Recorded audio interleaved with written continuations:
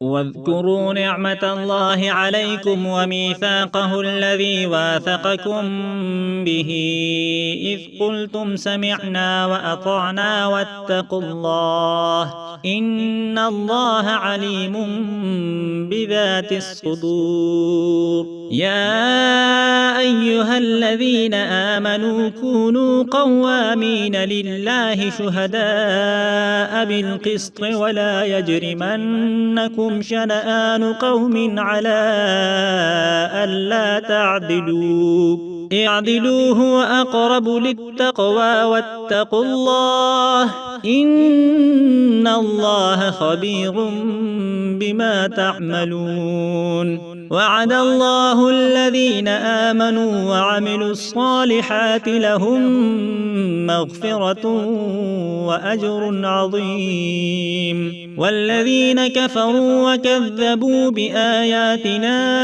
أولئك أصحاب الجحيم. يا أيها الذين آمنوا اذكروا نعمة الله عليكم إذ هم قوم أن